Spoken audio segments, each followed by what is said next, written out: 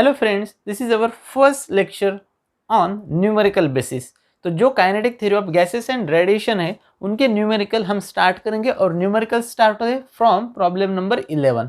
तो जो unsolved numericals है उनको हम कवर कर रहे हैं। तो first unsolved numerical is calculate the ratio of mean square speed of molecule of gas at 30 kelvin and 120 kelvin. हमें दो टेम्परेचर्स प्रोवाइड किए गए।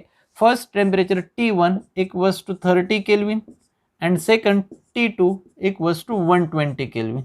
और हमें क्या है फाइंड आउट करना है, कैलकुलेट रेशो, एक रेशो निकालना है किसका, मीन स्क्वायर स्पीड। देखो यहाँ पे मीन स्क्वायर स्पीड कहा है, रूट मीन नहीं, सिर्फ कहा गया मीन स्क्वायर स्पीड, यानी कि जो भी स्पीड है उसका स्क्वायर और उसका जो एवरेज निकलेगा वही हमें फाइंड आउट करना है। तो इस T1 के लिए जो मीन स्क्वायर स्पीड होंगी that is V1 square and T2 के लिए जो होंगी दैट इज V2 स्क्वायर।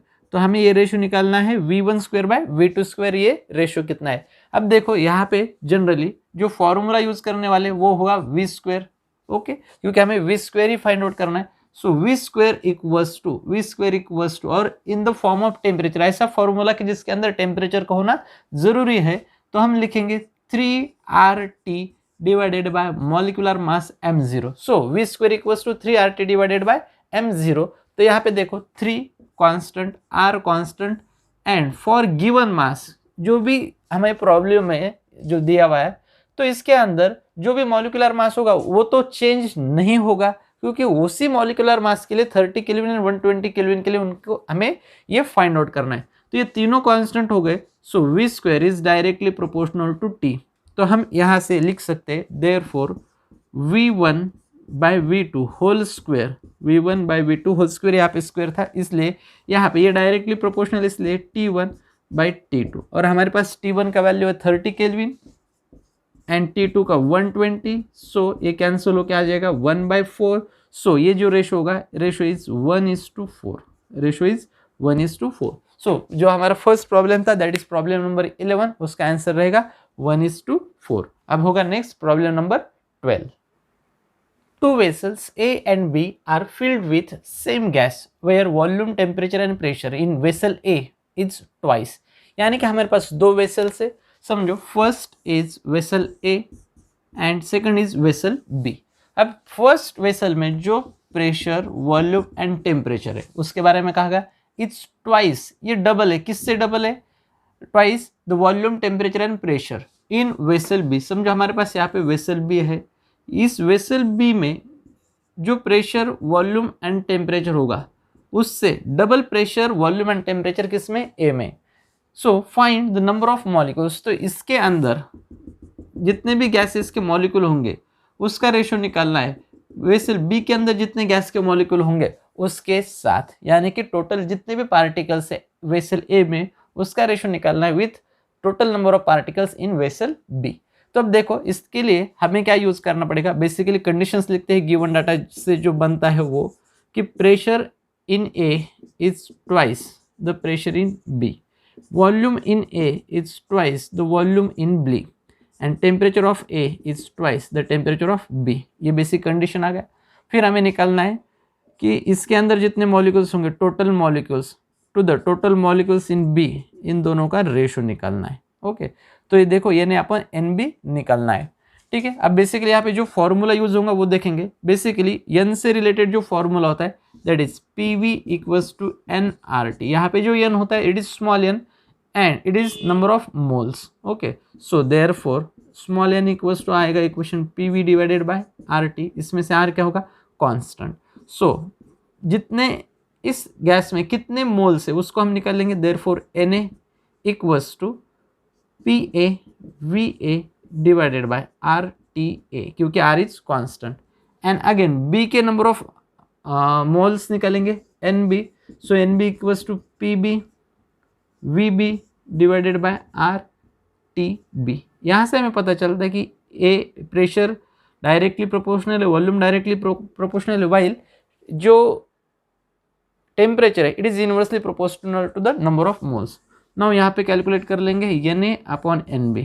जैसे आप Na अपॉन NB कैलकुलेट कर सकते हो तो यहाँ पे लिखा जाएगा PA upon PB into VA upon VB into temperature को इन्वर्सली प्रोपोर्शनल है, इसलिए यहाँ पे सिर्फ उल्टा कंडीशन होगा TB/TA। अब देखो यहाँ से PA/PB कितना मिलेगा हमें 2, PA/PB 2 इंटू VA/VB, VA/VB यहाँ से निकाल सकते हो, VA/VB again 2 into TB/TA, TB/TA, so it becomes 1/2, so this get cancel. तो यहाँ पे Na/NB, Na/NB is equal to 2/1। लेकिन हमें नंबर ऑफ मोल्स नहीं पूछा गया। अगर नंबर ऑफ मोल्स पूछा जाता तो 2:1, यहीं पे आंसर खत्म हो जाता। हमें पूछा गया मॉलिक्यूल्स, नंबर ऑफ मॉलिक्यूल्स के बारे में। अगर मोल्स पूछा जाता तो यहीं पे इसका आंसर खत्म हो जाता। हमें पूछा गया मॉलिक्यूल्स, तो अब मॉलिक्यूल्स निकाल लेंगे, बिकॉज वी हैव फॉर्मूला। हमें basic formula N equals to number of molecules upon NaV, that is Avogadro's number. Okay, तो यहाँ पे Na is replace by molecules in vessel A divided by Avogadro's number AVG लिखता हूँ, ये Na का value divided by NB का, NB is again NB divided by N of Avogadro's. Okay, so Avogadro's number get cancel, equals to ये 2/1 as it is. सो ये आ जाएगा Na/NB, this is our final answer. So जो number of molecules in A vessel A to the number of molecules in vessel B, इनका जो ratio आएगा it is again 2:1। तो final answer होगा 2:1। ये था इसका ratio. Now next problem number is 13। A gas in cylinder is at a pressure P। तो जो गैस का प्रेशर है उसे कहा गया है कि वो एट P प्रेशर पे है। If masses of all molecules, उस सिलेंडर के अंदर जितने भी मॉलिक्यूल्स हैं उनके मासेस के बारे में कहा गया, are made 1/3 of their original value, जो ओरिजिनल वैल्यू उनसे वो घट के हो जाए 1/3, and that speeds are double, और उनका स्पीड हमने डबल किया, तो फाइंड रिजल्टेंट प्रेशर, यानी कि जो फाइनल प्रेशर होगा उसके बारे में पूछा गया। ठीक है, यहाँ पे देखेंगे गिवन कंडीशंस में इनिशियली प्रेशर जो था वो था P, उसको हम फर्स्ट कंडीशन कंसिडर करेंगे P, और हमें फॉर्मूला पता है P equals to 1/3 of NmV² divided by V। यहाँ पे V वॉल्यूम और यहाँ पे वेक्टर V² यानी कि वेलोसिटी होगा। सो it is 1/3 of NmV² divided by V। ये होगा P1 का value. Next that is P, and फिर कहा गया कि जो मॉलिक्यूल्स है that is second case M2, तो M2 में जो मास होगा it is 1/3 of initial, so M2 equals to 1m1 divided by 3, and their speeds are double, speed double किया सेकंड केस में, इसलिए V2 इक्वल्स टू आ जाएगा V1 divided by twice of V1, double किया गया तो जो V1 था उसके double, so twice of V1। और हमें पूछा गया कि रिजल्ट दैट इज P2 कितना होगा। ओके, अब बेसिक फॉर्मूला तो हमें पता है, यहाँ पे P1 equals to 1/3 of NmV² divided by V, तो हम यहाँ पे P2 के लिए लिखेंगे P2 equals to 1/3 of, number तो उतने ही रहेंगे इसलिए कुछ चेंज नहीं होगा, M2V² divided by volume V। तो इस पूरे केस में N एंड V वो तो कॉमन ही रहने वाले, उसके साथ कोई छेड़छाड़ नहीं करेंगे, इसलिए उसको सेपरेटली लिख देंगे 1/3 ऑफ N/V इंटू M2 का वैल्यू लिखो, M2 equals to M1/3 into V2, तो V2 equals to twice of V1 whole square. तो ये इक्वेशन आ जाएगा again 1/3 of number of total molecules divided by volume V into M1 into यहाँ पे V1 का स्क्वायर कर लेंगे एंड 2 का स्क्वायर 2। ठीक है, तो देखो यहाँ पे ये पूरा इक्वेशन हमने लिख दिया। तो अब इसमें से 2 का स्क्वायर हो जाएगा 4, यहाँ पे 2 का स्क्वायर 4 एंड M1/3, तो ये 3 एज इट इज यहाँ पे लिख दिया। तो इसको अगर हम रीअरेंज कर लेंगे तो 4/3 में साइड में लिखता हूँ 4/3 इंटू ब्रैकेट में लिखेंगे एज इट इज, ये 1/3 वाला 1/3 यहाँ पे N वाला N V एंड M1V1²। लेकिन देखो यहाँ पे जो 1/3 ऑफ N/V M1V1² था वो क्या था P1, वो क्या था P1, वही वैल्यू किसी का है, वही वैल्यू P का है, तो इसको हम क्या लिखेंगे P। So final equation P2 equals to हमारा होगा 4/3 P। ये है हमारा resultant pressure. Resultant pressure is P2 equals to 4/3 P. This is our final answer. Now next is problem number 14th. Show that RMS velocity of an oxygen molecule, oxygen का molecule जो है उसका RMS velocity के बारे में कहा गया is √2 times that of sulfur dioxide molecule at STP. That is STP stands for standard temperature and pressure. जब स्टैंडर्ड टेम्परेचर एंड प्रेशर रहेगा उस वक्त ऑक्सीजन का जो RMS वेलोसिटी होगा वो होगा √2 times the RMS velocity of sulphur dioxide. तो हमें ये प्रूव करना है. तो हम कंडीशंस लिखेंगे कि हमें क्या प्रूव करना है. हमें प्रूव करना है कि जो ऑक्सीजन का दैट इज O2 वेलोसिटी होगा, कौन सा velocity, RMS velocity, it is equal to √2 times RMS velocity of sulphur dioxide. बस यही हमें प्रूव करना है. अब देखो यहाँ पे हम निकालेंगे molecular mass, okay, that is molar mass, molar mass निकाल लेंगे.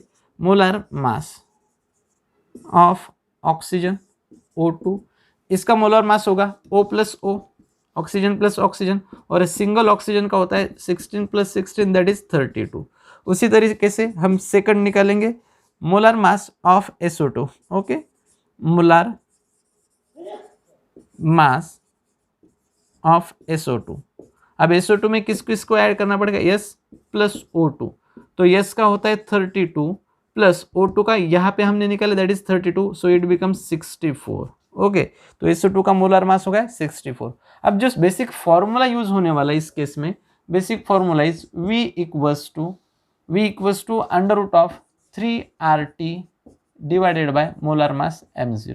अब देखो यहाँ पे R कांस्टेंट रहेगा. टेम्परेचर के बारे में जो कहा गया तो वो सेम टेम्परेचर रहने वाला दोनों केसेस के लिए, इसलिए R and T becomes constant. तो क्या बचा, अब सिर्फ बचा मोलर मास.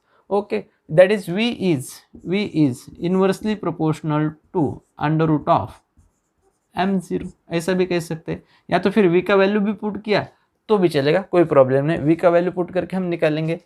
ठीक है, तो ये था हमारा general formula. So VO RMS velocity for oxygen divided by RMS velocity for SO2 equal to √3RT divided by m0. तो O2 के लिए उसका वैल्यू था 32 divided by again 3RT divided by SO2 का value 64. Okay, so 3RT get cancel. So equation becomes here, इसको अगर हम rearrange कर लेंगे तो रीअरेंज करने के बाद ये आ जाएगा 64 डिवाइडेड बाय 32. इसको कैलकुलेट करने के बाद ये इक्वेशन आ जाएगा √2. So VO2 upon VSO2 equals to √2. So VO2 equals to SO2 इसके मल्टीप्लिकेशन में जाएगा, that is the velocity of sulphur dioxide. Hence यहाँ पे हमें प्रूव होता है कि जो भी ऑक्सीजन का वेलोसिटी होगा वो होता है √2 times the velocity of sulphur dioxide. तो यहाँ पे ये प्रूव कर दिया. अब होगा next problem number 15. At what temperature will oxygen molecule have same RMS speed as helium molecule at STP? यानी कि हमसे पूछा गया है कि ऐसा कौन सा टेम्परेचर है कि जिस टेम्परेचर पे ऑक्सीजन एंड हीलियम का जो RMS वेलोसिटी होगा वो दोनों का इक्वल हो जाएगा. और यहाँ पे प्रॉब्लम पे गिवन है कि जो ऑक्सीजन होगा, ऑक्सीजन का मॉलिक्यूलर मास जो दिया गया it is 32 and for helium it is 4. तो ये हमें प्रोवाइड किया गया. ठीक है, सो यहाँ पे गिवन में देखिए कि कंडीशन क्या गिवन है. कंडीशन में कहा गया है कि जो VRMS वेलोसिटी, VRMS किसका, ऑक्सीजन का, that is O2 is equals to VRMS किसका, तो हीलियम का. दोनों का वेलोसिटी इक्वल है. हमें क्या फाइंड आउट करना है, we have to find temperature of oxygen. Oxygen का जो टेम्परेचर होगा वो टेम्परेचर फाइंड आउट करना है. एंड कहा गया है कि हीलियम मॉलिक्यूल जो है वो एट STP यानी कि वो स्टैंडर्ड टेम्परेचर पे. तो हीलियम मॉलिक्यूल के लिए जो स्टैंडर्ड टेम्परेचर होगा, स्टैंडर्ड टेम्परेचर इज 273 केल्विन. तो हमें फाइंड आउट करना है ऑक्सीजन के लिए. तो बेसिक फॉर्मूला जो होता है वेलोसिटी का, VRMS का, वो है 3RT divided by molar mass m0. तो इसको कंपेयर करके हम यहाँ पे फाइंड आउट कर सकते हैं. देखो यहाँ पे मोलर मास चेंज है तो वो दोनों के प्रोवाइड है, दोनों के लिए 3R ये फैक्टर कॉमन होगा. So V is directly proportional to V is directly proportional to, हम लिख सकते हैं T divided by m naught, T divided by m naught, या तो फिर आप स्टेप बाय स्टेप भी इसको सॉल्व कर सकते हो। सो हम देखेंगे यहाँ पे हमें फाइंड आउट करना है temperature for oxygen. Okay, so हम यहाँ पे लिख देंगे velocity of oxygen equals to velocity of helium. So formula for velocity of oxygen equals to under root of 3RT divided by m naught, ये oxygen के लिए equals to under root of 3RT again divided by m naught, ये होगा helium के लिए। अब यहाँ पे वैल्यूज पुट कर लेंगे दोनों तरफ से, देखो 3R गेट कैंसिल, ये ऑक्सीजन के लिए, ये हीलियम के लिए, ठीक है, ये भी ऑक्सीजन के लिए। सो यहाँ पे हमें फाइंड आउट करना है, एक और स्टेप लिख लेंगे हम T not upon m not, या तो फिर यहाँ पे इस पूरे टर्म को हम लिख देंगे oxy equals to under root of T divided by m naught, ये हो जाएगा पूरा हीलियम के लिए। ओके, सो हमें हीलियम का टेम्परेचर निकालना है, हमें टेम्परेचर निकालना है ऑक्सीजन का, तो दोनों तरफ अगर स्क्वेयरिंग करेंगे तो oxy divided by m naught, ये भी ऑक्सी के लिए इक्वल्स टू T हीलियम का divided by m not helium का। सो हमें T ऑक्सी के लिए इस m नॉट को इधर रिप्लेस करके यहाँ पे लिखना पड़ेगा m not oxy. Okay, so ये क्रॉस मल्टीप्लाई होने के बाद यहाँ पे वैल्यूज पुट कर देंगे। हीलियम के लिए वैल्यू था 273 divided by m not, helium के लिए जो m नॉट प्रोवाइडेड है इट इज 4 एंड ऑक्सीजन के लिए जो था इट इज 32। ओके, इसको कैंसिल कर दो और मल्टीप्लाई कर लो, 8 3 24, 4 56 8 5 और ये आ जाएगा 21। So it will becomes 2184 kelvin, 2184 kelvin. This is the final answer that is for temperature for oxygen. जब ऑक्सीजन का टेम्परेचर हो जाएगा 2184 केल्विन, उस वक्त ऑक्सीजन का जो वेलोसिटी होगा it is equivalent to the velocity of helium, या तो फिर यहाँ पे पूछा भी जाता है कि हीलियम का कितना वेलोसिटी है, तो जितना ऑक्सीजन का दैट इज 2184, ये दो इस टेम्परेचर पे दोनों का वेलोसिटी हो जाएगा same. Now problem number 16, compare RMS speed of hydrogen molecule that is H2 molecule at 127 degree Celsius with RMS speed of oxygen molecule at 27 degree Celsius। और हमें हाइड्रोजन जो है उसका मॉलिक्यूल मोलर मास दिया गया है 2 एंड ऑक्सीजन जो है ऑक्सीजन का मोलर मास इज 16। ओके, सो यही से हमारा प्रॉब्लम स्टार्ट होता है। तो हाइड्रोजन एंड ऑक्सीजन की जो भी मोलर मास है वो प्रोवाइड किए गए इस प्रॉब्लम में, ठीक है। सॉरी O2 है, O2 का इसलिए 32 आ जाएगा यहाँ पे 32 एंड हाइड्रोजन H2 के लिए 2। तो अब देखो हमें आरएमएस स्पीड को कंपेयर करना है, that is RMS speed of hydrogen upon RMS speed of O2 हमें फाइंड आउट करना है। बेसिक फॉर्मूला आरएमएस स्पीड के लिए under root of 3RT divided by molar mass. तो इस केस में टेम्परेचर चेंज हुआ एंड मोलर मास भी गिवन है, चेंज है, इसलिए 3R का कंडीशन हमने कंसीडर कर सकते हैं, हम सिर्फ कंसीडर करेंगे T and M not. Again given क्या है कि जो हाइड्रोजन मॉलिक्यूल है, सो temperature for H2 molecule is 127 plus इसमें 273 ऐड कर लेंगे तो ये आ जाएगा 400 kelvin, it becomes 400 kelvin. And temperature for oxygen O2 के लिए वो है 27, सो 27 plus again 273 it becomes 300 kelvin. तो इस टेम्परेचर के ऊपर हमें आरएमएस स्पीड को कंपेयर करना है हाइड्रोजन का ऑक्सीजन के साथ। So RMS of hydrogen H2 divided by velocity of oxygen O2 equals to, अब देखो T के साथ डायरेक्टली एंड मोलर मास के साथ इनवर्सली। सो यहाँ पे temperature of hydrogen upon temperature of होगा ऑक्सीजन इनटू इनवर्सली है इसलिए यहाँ पे होगा मोलर मास ऑफ ऑक्सीजन, यहाँ पे होगा oxygen O2 divided by molar mass of H2 इस तरीके से। सो इसको कैलकुलेट कर लेंगे, ठीक है। टेम्परेचर हाइड्रोजन का टेम्परेचर हमें प्रोवाइड किया गया है 400 डिवाइडेड बाय ऑक्सीजन का temperature 300 into molar mass of oxygen 32 divided bye hydrogen 2। ठीक है, तो इसको कैलकुलेट कर लेंगे, 2 को 0 कैंसिल हो जाएंगे, ये आ जाएगा 16, 16 4 ये आ जाएगा under root of 64 divided by 3।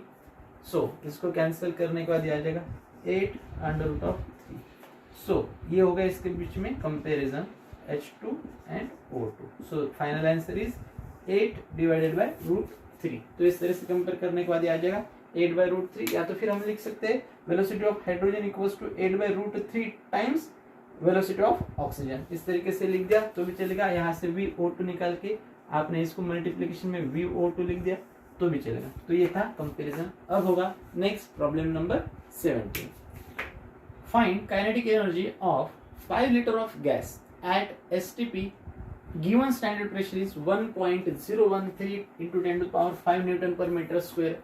यानी कि जो हमारा बेसिक एटमॉस्फेरिक प्रेशर है उसी प्रेशर के ऊपर 5 लीटर ऑफ गैस जो होगा उसका काइनेटिक एनर्जी हमें फाइंड आउट करना है। ओके, सो गिवन में प्रेशर लिख देंगे, प्रेशर 1.013 इंटू 10⁵। इसको आप अप्रोक्सीमेटली 10⁵ भी लिख सकते हो, क्योंकि हम अप्रोक्सीमेशन से भी most of the problem solve करते हैं। तो 1 इंटू ये, इसको हम 10⁵ भी कंसिडर कर सकते हैं। ओके, नेक्स्ट होगा वॉल्यूम। वॉल्यूम इज 5 लीटर, इसको कन्वर्ट करेंगे मीटर क्यूब में। So 5 into 10⁻³ metre cube. Pressure आ गया, वॉल्यूम आ गया। अब पूछा गया energy, and that is kinetic energy. Kinetic energy is equals to question mark. तो हमें बेसिकली पता है कि काइनेटिक एनर्जी जो होता है वही इंटरनल एनर्जी होता है। और जब हमने इंटरप्रिटेशन देखा था विथ रिस्पेक्ट टू टेम्परेचर, तब हमने यहाँ पे एक फॉर्मूला डिस्कवर किया था, and that formula for kinetic energy, या तो फिर energy equals to kinetic energy equals to 3/2 PV। 3/2 PV। So equals to 3/2 into pressure 10⁵ into volume, that is 5 into 10⁻³ 5 into 10⁻³ So इसको कैलकुलेट करेंगे तो बेसिकली आ जाएगा 7.5 5 3 जा 15/2 7.5 into 10⁻, ये आ जाएगा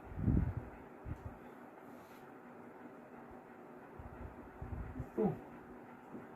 So 7500 7500 जूल में आ जाएगा ये। प्रॉब्लम नंबर 18 जो है उसका गिवन एक्चुअल बोर्ड के ऊपर लिखा है, और मोस्ट ऑफ द प्रॉब्लम जो इस गिवन के ऊपर ये है। तो हमें ऑक्सीजन का जो टेम्परेचर प्रोवाइड किया it is 120 degree Celsius 127 degree Celsius. इसको कन्वर्ट कर लेंगे हम केल्विन में, तो इसके अंदर 273 ऐड करना पड़ेगा। So it becomes 400 kelvin. उसके बाद उसका जो मॉलिक्यूलर वेट है ऑक्सीजन का, it is provided that is 32 जो आता है ये आता है ग्राम में। इसको कन्वर्ट करेंगे तो ये चला जाएगा केजी में। 32 इंटू 10⁻³ ये आ गया KG. Next is R, universal gas constant, उसका यूनिट परफेक्ट है 8.31 जूल पर केल्विन मोल। उसके बाद एवोगैड्रोस नंबर प्रोवाइड किया गया। एंड इस ऑक्सीजन गैस के बारे में हमें जो कैलकुलेशन करना है उसमें से फर्स्ट था काइनेटिक एनर्जी पर किलो मोल। हमें कैलकुलेट करना है काइनेटिक एनर्जी पर किलो मोल। सो बेसिक काइनेटिक एनर्जी का फॉर्मूला होता है 3/2 nRT। ओके, सो इसमें से n होता है number of moles. So kinetic energy पर मोल इक्वल्स टू ये n डिवाइडेशन में आ जाएगा, इसलिए यहाँ से n चला जाएगा और फॉर्मूला हो जाएगा 3/2 RT। अब यह जो आंसर आएगा इट इज़ पर मोल, लेकिन हमें चाहिए kilo mole, kinetic energy per kilo mole. So it becomes 3/2 into RT into 10⁻³। So 3/2 RT calculate कर लेंगे। सो 3/2 इंटू ये जो इतना कैलकुलेशन होगा वो हर इसमें आने वाला है, इसलिए इसका एक कॉमन वैल्यू निकाल लेंगे। R 8.31 into temperature that is 400। ठीक है, इससे डिवाइड करने के बाद 1.5 से 400 को डिवाइड करेंगे तो ये आ जाएगा 60। एक जीरो कैंसिल होने जाने के बाद समझो ये 1.5 और ये चला गया तो ये आ जाएगा 600। ओके, सो 8.31 इंटू 600 इसका कैलकुलेशन कर लो। इसका कैलकुलेशन 618 और 49 ये 00 और 2 से इसको शिफ्ट कर लेंगे तो ये आ जाएगा 498.6 इंटू 10⁻³ जो 3 होगा वो एज इट इज़। तो ये होगा फर्स्ट इसका आंसर। या तो फिर हम इसे लिख सकते हैं 4.98 इंटू 10⁵ इंटू 10⁵। तो हमें बस इतना ही याद रखना था, 498.6 is the answer of 3/2 RT। और पूरा जो कैलकुलेशन करेंगे तो इसका आंसर हो जाएगा 4.98 into 10⁵ joule. Okay, so it is the kinetic energy per kilo mole. आप सेकंड देखेंगे, kinetic energy per KG. Okay, so we have to find kinetic energy per KG equals to, हमारा basic formula 3/2 RT divided by m0। Okay, तो इस m0 में अब जो molecular mass होगा उसको हम लेंगे, और मॉलिकुलर मास जो हमारा m0 it is already in kg, so it becomes 3/2 RT into 1/32 into 10⁻³ ठीक है। अब 3/2 RT का तो वैल्यू हमें पता है, 3/2 RT is equals to 498.6 divided by 32, और ये 10⁻³ ऊपर चला जाने के बाद 10⁻³। बस इसको पूरा कैलकुलेट कर लो आप। इसको जैसे आप पूरा कैलकुलेट कर लोगे तो आपको ये वाला फाइनल आंसर मिल जाएगा। उसके बाद फाइनल काइनेटिक एनर्जी पर मॉलिक्यूल। अब देखेंगे यहाँ पे काइनेटिक एनर्जी पर मॉलिक्यूल के लिए जितने एवोगैड्रोस नंबर है उससे हमें डिवाइड करना पड़ेगा। Basic formula 3/2 RT equals to per molecule जैसे लिखेंगे 3/2 RT divided by Avogadro's number आ जाएगा उसके अंदर Na। तो हम यहाँ पे 3/2 RT का वैल्यू हमें पता है 498.6 divided by Avogadro's number that is 6.02 into 10⁻23। so it becomes 498.6 into ऊपर चला जाने के बाद प्लस में 23 डिवाइडेड बाय 6.02। तो इसको एक्चुअली आप 6 से ही डिवाइड कर सकते हो। जैसे 6 से इसको डिवाइड कर लोगे तो ये फाइनल आंसर्स आपको मिल जाएंगे। सिर्फ बेसिक यूनिट में ही कन्वर्जन है, बाकी इसके अंदर कुछ भी नया नहीं है। So now we will discuss about problem number 19। Calculate the energy radiated in 1 minute by a black body of surface area 100 centimeter square when it is maintained at 2 to 7 degrees Celsius। so given लिखेंगे यहाँ पे हमें जो information it is about black body which radiated energy in 1 minute। so time equals to 1 minute equals to 60 seconds।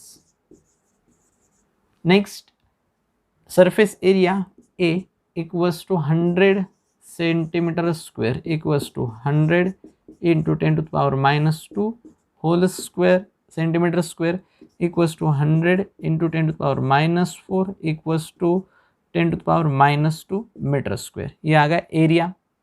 this is 10⁻² and 10⁻² becomes 10⁻² meter square। and temperature T equals to 227 plus 273, so it becomes 500 Kelvin। and now we have to find energy radiated that is Q equals to question mark। जब हमने Stefan Boltzmann के experiment या law के बारे में पढ़ा था तो उस वक्त हमने एक फॉर्मूला देखा था R equals to sigma T⁴। अब ये this is radiant power and radiant power is amount of heat radiated per unit area per unit time equals to sigma T⁴। so Q equals to sigma T⁴ into this 80। so here we will put all the values। so sigma का value पता है आपको 5.67 into 10⁻⁸। so here Q equals to 5.67 into 10⁻⁸ into temperature that is 500⁴, very large number, 500⁴, into area 10⁻² into time 60 seconds। ठीक है, तो ये basic पूरा calculation कर लो। इसका कैलकुलेशन करने के बाद इसे सिंपली लिखा जाए तो ये आ जाएगा 5.67 into 10⁻⁻10 into 5 into 10⁻² whole raised to 4 into 60। तो इसको ऐसे भी कर सकते हैं 5.67 into 60 into now 5⁴ that is 25 into 25 625 into 10⁻² का raised to 4 so 10⁸ and this is 10 to the power -10 and हो गया।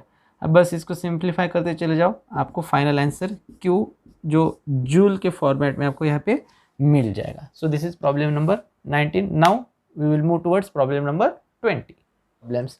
Now next problem 20 is energy is emitted from a hole in an electric furnace. एक electric furnace है जिसमें से कुछ energy radiate हो रही है, एमिट हो रही है एट द रेट ऑफ, तो उसका रेट प्रोवाइड किया, यानी कि जो रेट से एनर्जी बाहर निकल रहा है उसका रेट प्रोवाइड किया गया ऑफ 20 वैट।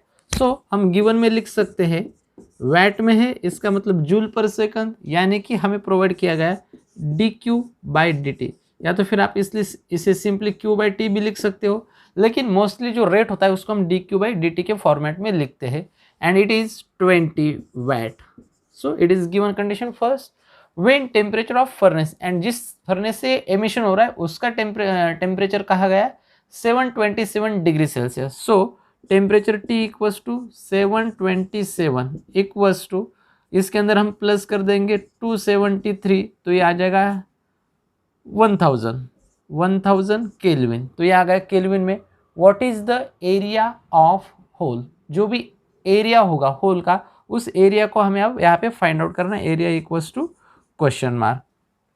तो बेसिकली हमारे पास जो रेडिएंट पावर होता है एंड जो टेम्परेचर है इसके बीच में रिलेशन है in the form of Stefan Boltzmann constant, तो उसको भी लिख लेंगे क्योंकि वो आगे चल के हमें स्टीफन बोल्ट्जमैन कांस्टेंट लगने वाला है 5.67 इंटू 10 टू द पावर -8, इसका वैल्यू होगा 5.67 इंटू 10 टू द पावर -8। अब यहाँ पे हम हमारा फॉर्मूला देखेंगे कि basically R equals to sigma T⁴, लेकिन R इज इक्वल्स टू, हमने इससे पहले देखा था Q/80 equals to sigma T⁴, उसमें से Q/T हमारे पास है। Okay, this Q/T we have 20, हमें निकालना है एरिया। ओके, सो 20/एरिया इक्वल्स टू सिग्मा T⁴, ऐसे भी हम इसे लिख सकते हैं। सो एरिया इक्वल्स टू 20/सिग्मा T⁴, 20/सिग्मा T⁴, so 20/5.67 into 10 to the power -8 into डिवाइडेशन में T टेम्परेचर है 1000, उसका पावर 4, तो इससे हम लिख सकते हैं 10 टू द पावर 3⁴। तो ये आ जाएगा 20/5.67 into 10 to the power -8 into ये आ जाएगा 10 टू द पावर 12। तो इसे कैलकुलेशन के बाद ये आ जाएगा 20/5.67 इंटू ये था 10 टू द पावर 4, +4 में ये आ जाएगा। सो यहाँ पे ये +4 ऊपर शिफ्ट होने के बाद ये आ जाएगा। बेसिकली अगर हम यहाँ पे इसे 5.5 भी या तो फिर 6 भी कंसिडर कर लेते हैं कि इसे 6 कंसिडर कर लेंगे तो 3 पॉइंट, एंड अगर इसे 5 कंसिडर करते हैं तो 4 में आंसर आ जाएगा। तो ये 4 एंड 3 के बीच में आंसर होगा, तो ये अप्रोक्सीमेटली आ जाएगा 0.35 इंटू 10 टू द पावर, इसे शिफ्ट करने के बाद ये आ जाएगा -4। सो इसका फाइनल आंसर होगा 0.35 इंटू 10 टू द पावर -4। यहाँ पे हमने क्या किया, एक जनरली हमने एक बार 4 कंसिडर करके निकालेंगे तो 5 कंसिडर करके निकालेंगे तो answer 4 into 10 to the power -4, और 6 कंसिडर करेंगे तो it is something around 3 point. तो हमने एक अप्रोक्सीमेट वैल्यू ले लिया 0.35 इंटू 10 टू द पावर -4, तो ये होगा इसका एरिया इन मीटर स्क्वायर। सो यहाँ पे 20 नंबर का प्रॉब्लम इसी के साथ खत्म होता है। अब now next problem number is 21।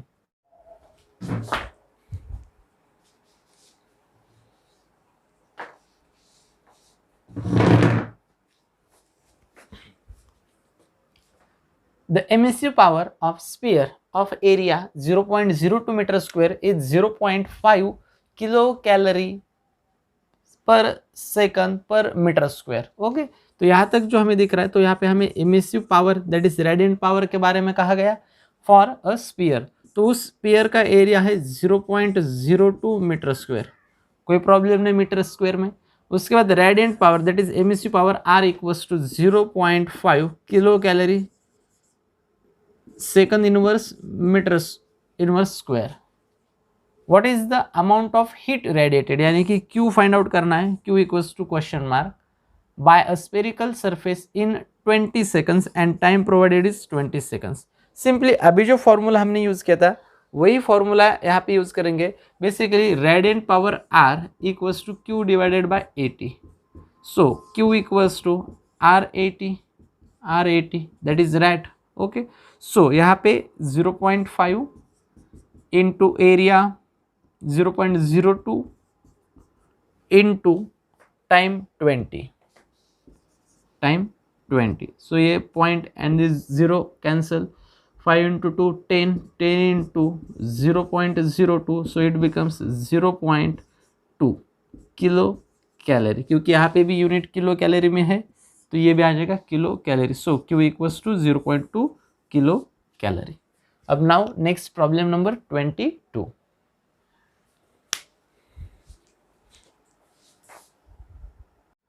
Compare rates of emission of heat by a black body maintained at 727 degrees Celsius and 227 degrees Celsius.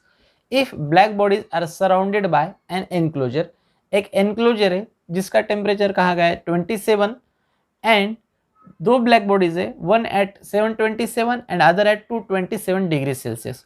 What would be rates of loss of heat. जो दोनों bodies है उनके जो rates होंगे loss of heat के, उनको ratio हमें find out करना है. ठीक है, तो उनका रेशो फाइंड आउट करना पड़ेगा. इसलिए पहले टेम्परेचर्स लिख लेंगे. T1 727 degree Celsius equals to इसमें 273 ऐड कर लेंगे तो ये आ जाएगा 1000.